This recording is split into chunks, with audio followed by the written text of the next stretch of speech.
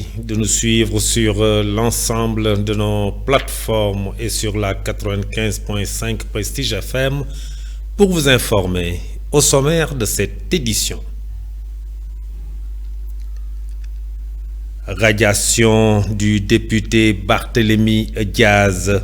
Le bureau de l'Assemblée nationale l'a acté ce vendredi lors de l'ouverture de la séance consacrée à la ratification des listes des membres de commissions permanentes.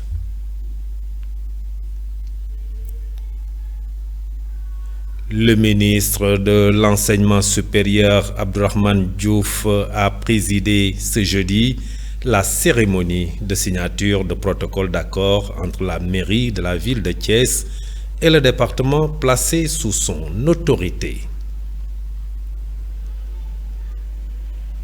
Et puis, la violence, qui est un phénomène mondial, a pris depuis quelques années des proportions alarmantes. C'est dans ce contexte que le réseau Siggil Jigéen, en partenariat avec Manos Unidas, a mis en place un projet dénommé « Non aux violences basées sur le genre à l'école ». La page de l'actualité nationale avant celle de l'actualité internationale et la page des sports viendra boucler ce journal. Dans un court instant, le développement.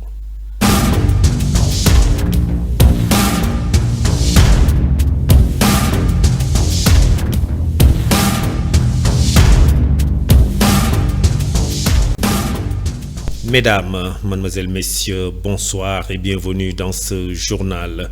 Le président de l'Assemblée nationale, El Malick Ndiaye, a annoncé la radiation du député Barthélémy Diaz. Le bureau de l'Assemblée nationale l'a acté, a-t-il déclaré ce vendredi lors de la cérémonie de séance consacrée à la ratification des listes des membres des commissions permanentes. Voici El Malick Ndiaye, le président de l'Assemblée nationale, que je vous propose de suivre. Par ma voix, l'Assemblée nationale vous souhaite la bienvenue, monsieur Sy. Mes chers collègues, je voudrais aussi porter à votre connaissance, sur demande du ministre de la Justice, garde des Sceaux, en application des dispositions de l'article 61 de la Constitution, dernier alinéa, et de l'article 51 de notre règlement intérieur, dernier alinéa, le bureau de l'Assemblée nationale réuni le jeudi 5 décembre 2024 a procédé à la radiation de Barthélémy Diaz. Les informations étant terminées, je voudrais procéder maintenant à l'ordre du jour. Donc, mes chers collègues, l'ordre du jour appelle la ratification des listes des membres des 14 commissions permanentes de l'Assemblée nationale. À présent, El Malick Ndiaye, le président de l'Assemblée nationale, qui a annoncé la radiation du député Barthélémy Diaz. Je vous le disais tout de suite dans le sommaire, le ministre de l'Enseignement supérieur, Dr Abdourahmane Diouf, a présidé ce jeudi 5 décembre 2024 la cérémonie de signature du protocole d'accord entre la mairie de Thiès et le département placé sous son autorité. Ceci fait suite à un contentieux qui oppose depuis des mois l'université Iba Der Thiam et l'institut municipal dirigé par Dr Babacar Diop sur un auditorium utilisé par l'université Iba Der Thiam. Le ministre a apprécié l'issue heureuse de ce bras de fer entre les deux entités. Voici le docteur Abdourahmane Diouf, le ministre. Il est au micro de Moustapha Mbaye, Ousmane Diallo. Tout le monde connaît le différend qui opposait les deux institutions, la mairie de la ville de Thiès, l'université de Thiès. Mais même dans cette adversité autour des infrastructures, moi je sentais l'ambition des deux hommes qui dirigeaient ces institutions. le maire de Thiès a défendu ardemment les intérêts de la ville de Thiès. Mais c'est pour ça qu'il est élu. Il est élu pour défendre les intérêts de la ville de Thiès. Le recteur de l'université de Thiès s'est ardemment défendu, s'est battu pour les intérêts de l'université de Thiès. Et ça me rassure. Ça veut dire que toutes ces deux personnes sont chacune à leur place. Et cela veut dire qu'ils ont travaillé au rayonnement de leur institution. Maintenant, dans cette adversité, je pense que les gens ont su rester gentlemen. Et nous, en tant que représentants de l'État, tutelle de l'université de Thiès, nous sommes entrés dans la danse pour discuter. Mais il n'y a aucun mérite individuel qui nous revienne. Ils me remercient, mais je pense que c'est à moi de les remercier. Je remercie l'esprit de consensus et de collaboration de Mamadou Ababakar Ndiaye, recteur de l'université de Thiès, parce que tout le monde sait comment fonctionne une université. Le recteur dirige l'université, mais il n'est pas le chef des autres. Il doit leur rendre compte. Il ne peut pas signer des compromis sur lesquels la communauté universitaire n'est pas d'accord. Donc on a compris sa difficulté dans la négociation, mais il a lui aussi eu le leadership d'aller convaincre les membres de la communauté universitaire sur la pertinence de la solution qu'on a proposée ensemble. C'est le même travail que Dr Babacar Diop, maire de Thiès, a fait. On a senti le poids de son conseil municipal derrière, parce que lui aussi, il devait rendre des comptes. Mais il a aussi eu l'intelligence et le leadership d'aller les convaincre sur le compromis qui avait été trouvé. Donc finalement, je pense que c'est un accord tripartite entre trois institutions extrêmement responsables, la ville, l'université et le ministère de l'enseignement supérieur. Maintenant, qui est le gagnant ou qui sont les gagnants? C'est Thiès, la communauté thiessoise, la communauté universitaire et l'ensemble du Sénégal. Et il est heureux qu'au moment où nous trouvons un accord sur cette question liées à des infrastructures qui sont des infrastructures de la ville, mais aussi de l'université, le président de la République, Diomaye Faye, décrète un programme d'urgence pour les infrastructures. Cela veut dire que toutes les questions qui ont pu amener à ce différend pourront éventuellement être résolues très rapidement. Tout le monde connaît le différend. À cette occasion, l'édile de la Cité du Rail a salué cette décision historique de l'autorité qui gère le ministère stratégique de l'enseignement supérieur et de la recherche. Mais il n'a pas manqué de préciser que l'auditorium appartient à la ville de Thiès et il est logique qu'il lui soit restitué. Docteur Babacar Diop est toujours au micro de Moustapha Mbaye Ousmane Diallo. Beaucoup de paix, de stabilité, et parce que c'est un jour de retrouvailles entre la ville et l'université, de sérénité. Voilà, c'est le mot que j'ai cherché, de sérénité entre la ville et l'université de Iba Der Thiam de Thiès. Et je voudrais ici saluer l'engagement du ministre Dr Abdourahmane Diouf et son intelligence, mais aussi surtout son leadership qui a permis de rassembler, de réunir les membres d'une famille qui n'aurait dû jamais se séparer, de fumer le calumet de la paix autour de l'essentiel. Et à travers un document que nous avons signé, donc qui nous permettra de gérer définitivement ces différends entre l'université Iba Der Thiam et la mairie de la ville de Thiès. Et parallèlement à ces signatures, et que les deux parties aussi puissent s'engager à continuer de cheminer ensemble pour le grand bonheur des étudiants et des habitants de cette ville. Je voudrais aussi remercier M. le recteur, son conseil d'administration et tous les membres de l'université qui se sont engagés pour nous permettre d'arriver à cet accord. Qui retournera d'ici à partir du 25 octobre 2025. Je pense que nous aurons le temps. Parce que oui, appartient à la mairie, mais n'appartient pas exclusivement au conseil municipal, ça appartient à toute la ville de Thiès. Je pense que le moment venu, nous échangerons avec les Thiessois sur les projets. Donc, mais pour le moment, je pense que gérons les différends. Nous avons le temps de gérer et de parler des projets futurs.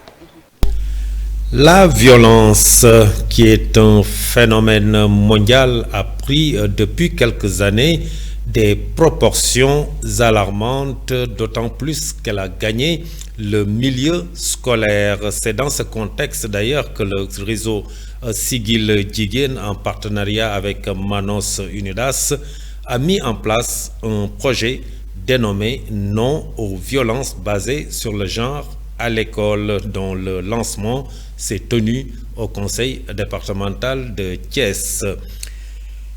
Khady Sow Diop, secrétaire général de l'inspection d'académie de Thiès, revient sur l'importance des points stratégiques à traiter pour atteindre les objectifs fixés. Elle est au micro de Mame Biram Cissé Gaye Moussa Mbaye. Oui, les violences basées sur le genre, comme vous l'avez dit, est un phénomène mondial que nous trouvons dans presque tous les pays du monde et dans plusieurs espaces, autant au niveau de la famille qu'au niveau scolaire, dans l'espace scolaire, mais également dans le milieu professionnel. C'est que c'est tout regroupement d'individus qui est inhérent à des conflits. On ne peut pas éviter les conflits, comme on dit, mais il faut mettre en place des mécanismes et des dispositifs de gestion et de prévention de conflits. S'agissant des violences basées sur le genre, nous sommes, je le rappelle, dans les séjours d'activisme contre les violences basées sur le genre et faites aux femmes. Mais qui dit femme, dit fille, parce que les filles sont les femmes en devenir. Il vaut mieux travailler sur les garçons et les filles pour que demain, qu'ils deviennent des adultes responsables, des adultes qui respectent leur vis-à-vis, mais également qui comprennent que le monde est peuplé d'hommes et de femmes et que chacune a son rôle à jouer pour le développement du Sénégal.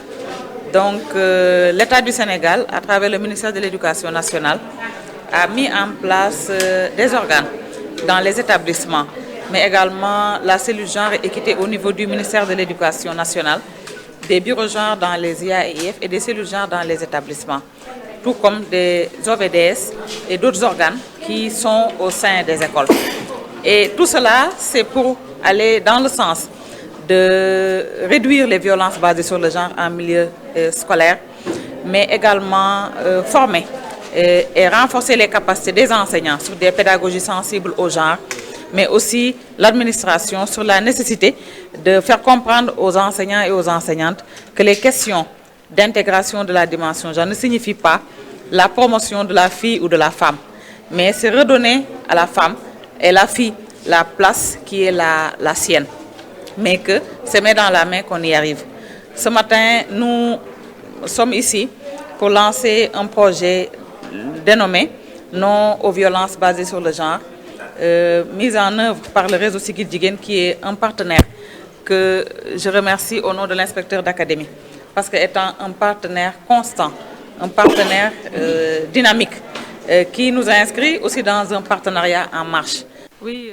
Restons toujours sur cette rencontre. Sofiatou Diop, la présidente du réseau Siggil Jigéen, a présidé cette cérémonie de lancement. Elle est revenue sur les objectifs et les résultats attendus du projet et l'approche participative et inclusive des personnes ressources. Sofiatou Diop est toujours au micro de Mame Biram Cissé Gaye Ousmane Diop. Ouais, comme vous le savez, Madame la secrétaire générale de l'IA a déjà vraiment campé le sujet, mais nous sommes obligés de vous dire exactement pourquoi nous avons choisi peut-être le département de Thiès et la ville de Thiès. Ce projet, comme beaucoup d'autres projets, vraiment intervient ici à Thiès, et ce n'est pas la première fois, parce que le réseau Siggil Jigéen développe beaucoup de programmes pour la région de Thiès. D'habitude, avec l'IA, comme vous le savez, le réseau Siggil Jigéen travaille autour de la mission d'instauration de rapports égalitaires entre les hommes et les femmes à tous les niveaux de notre société. Et nous avons 3 axes d'intervention stratégiques. Le premier, c'est l'intégrité physique et morale, parce que les femmes doivent vraiment être préservées de toute violence contre l'excision, contre les violences conjugales, les violences psychologiques, les violences verbales, les violences économiques, etc., etc. Le premier axe, c'est vraiment l'intégrité physique et morale. C'est dans ce cadre que nous travaillons avec l'ensemble de la communauté pour décliner le programme de l'État, parce que le réseau vient à contribution à l'État du Sénégal qui s'est engagé à éradiquer les violences basées sur le genre d'ici 2030 dans le cadre des ODD. Et c'est dans ce cadre-là que nous avons élaboré ce petit projet qui est un projet test et qui vise vraiment le milieu scolaire. Parce que notre avenir, ce sont nos enfants. Parce que, je vous ai dit, notre avenir, ce sont nos enfants. Et les filles et les enfants dans le système scolaire, vraiment subissent des violences. L'espace scolaire n'est pas encore sécure, indemne des violences basées sur le genre. On y trouve toutes sortes de violences que nous trouvons dans la communauté. Et pour que nous puissions assurer vraiment aux filles le maintien dans le système scolaire le plus longtemps possible, il nous faut créer les conditions vraiment d'espace scolaire sécure, sûr, comme... Et puis, l'ONG Secours Islamique France et ses partenaires ont organisé hier jeudi un atelier sur le projet Freyson. C'est à Dakar sur la réinsertion sociale, économique et citoyenne des jeunes talibés filles. L'objectif fixé est d'évaluer, d'analyser les approches de ce projet arrivé à terme. À l'issue de cette rencontre, les initiateurs se sont exprimés suivant leur réaction. On a le développement du leadership des talibés au niveau des zones d'intervention. L'étude de la situation avant le projet a montré que les jeunes talibés n'étaient pas impliqués dans les politiques publiques, mais aussi dans les décisions qui les concernent. Donc la mise en place des groupes de plaidoyer composés de jeunes filles et de garçons talibés avec des renforcements de capacités et beaucoup de formation a permis à ces jeunes de prendre la parole, de faire des revendications et aussi d'avoir les droits qu'ils n'avaient pas. Pensez avec satisfaction qu'il y aura la chance de reconduire ce type de projet qui est très pertinent dans la société, étant donné que la problématique des talibés est quelque chose existant au Sénégal. Et vraiment, Secours Islamique et World Vision vont se mettre la main dans la main pour rechercher des subventions afin de pérenniser les activités qui ont déjà été mises en œuvre. Il y a quelque chose qui est très important qu'on doit noter dans ce projet-là, c'est l'ancrage communautaire, la participation et le volet inclusif de tous les parties prenantes du secteur, mais aussi des acteurs communautaires qui ont participé vraiment largement dans ce projet et qui est en parfaite congruence avec le document référentiel en matière de protection des enfants. On a le développement...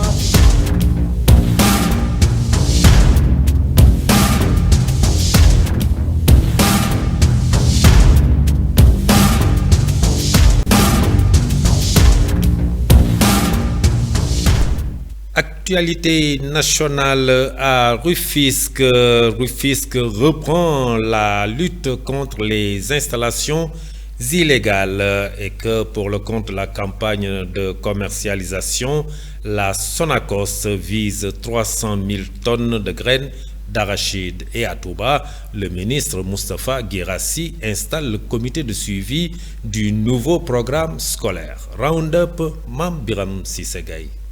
L'actualité nationale, le ministre de l'Éducation nationale, Moustapha Guirassy, a procédé à l'installation officielle du comité de suivi du nouveau programme scolaire de Touba lors d'une cérémonie tenue au complexe Cheikh Ahmadoul Khadim pour l'éducation et la formation de la ville sainte. Cet événement marquant s'est déroulé en présence du porte-parole du Khalife général des Mourides, Serigne Bassirou Abdoul Khadr Mbacké, du président du CCAK, Serigne Ahmadou Ahmadou Badawi Mbacké ainsi que de plusieurs personnalités religieuses et administratives sous l'instruction du khalife général des Mourides, Serigne Mountakha Bachir Mbacké, en partenariat avec le ministère de l'Éducation nationale. La réforme des programmes scolaires vise à adapter les enseignements et apprentissages aux spécificités culturelles et spirituelles de la cité religieuse de Touba. Parlons autre chose. La Société nationale de commercialisation des oléagineux du Sénégal, Sonacos, prévoit de collecter 300 000 tonnes de graines d'arachide au cours de la campagne de commercialisation 2024-2025, a annoncé hier jeudi à Louga son directeur général Elhadji Ndane Diagne. Cet objectif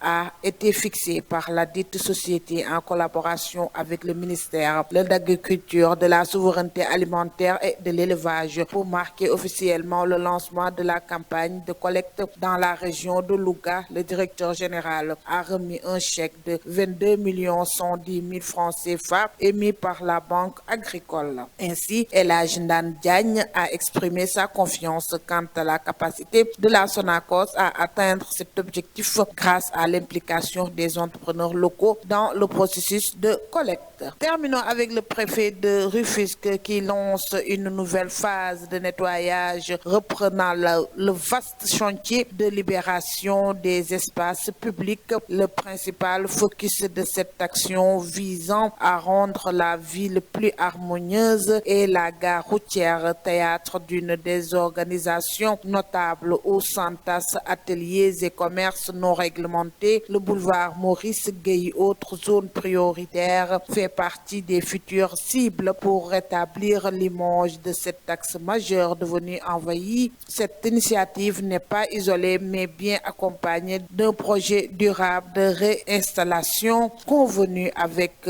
les autorités centrales visant une coopération réussie. C'était tout pour cette page de l'actualité nationale.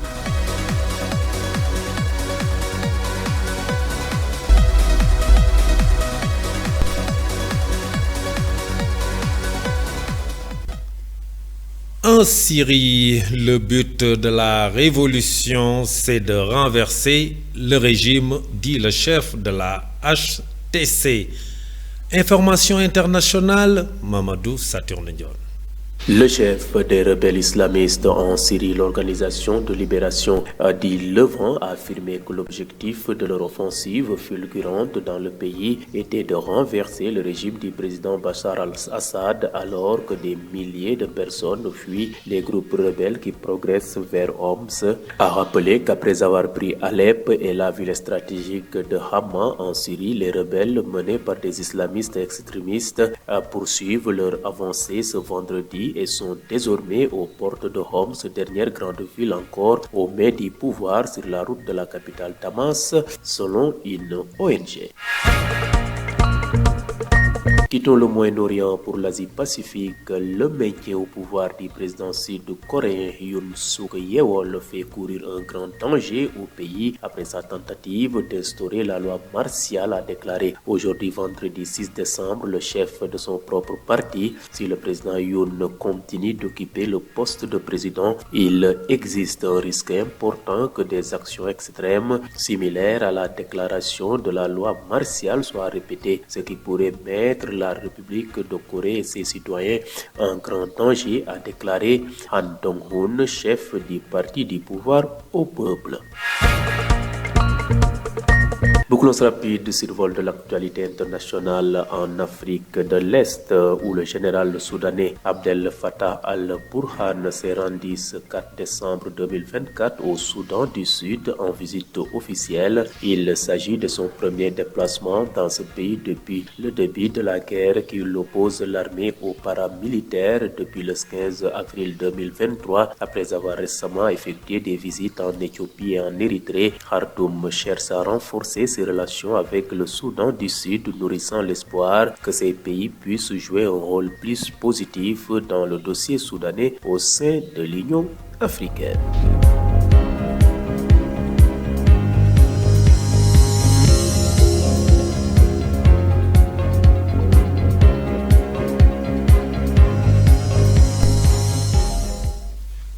Page page de l'actualité sportive, Coupe du monde des clubs, le Paris Saint-Germain retrouve l'Atlético Madrid. Ibrahima Sarr, rapide survol.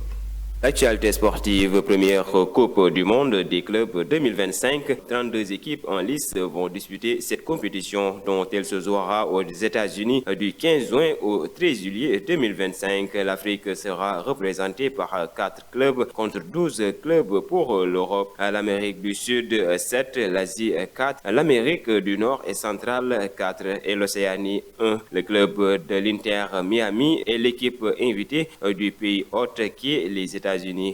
Pour les clubs africains sélectionnés, il s'agit d'Al Ahly de l'Égypte, l'équipe marocaine du Wydad de Casablanca, Tunis de la Tunisie et les Mamelodi Sundowns de l'Afrique du Sud. Parlons autre chose, la FIFA a procédé au tirage au sort de la toute première Coupe du monde des clubs à 32 équipes ce jeudi à Miami. Le seul représentant français, le Paris Saint-Germain, a hérité d'un groupe plutôt relevé. Tête de série et seul représentant français dans cette compétition, le Paris Saint-Germain était relativement protégé puisqu'il était assuré d'éviter Manchester City, le Real Madrid et le Bayern Munich. Placé dans le groupe B, le champion de France retrouvera l'Atlético Madrid qui s'était imposé au Parc des Princes 2-1. Il y a tout juste un mois en Ligue des Champions, l'occasion pour les Parisiens de prendre leur revanche après un dernier duel très frustrant.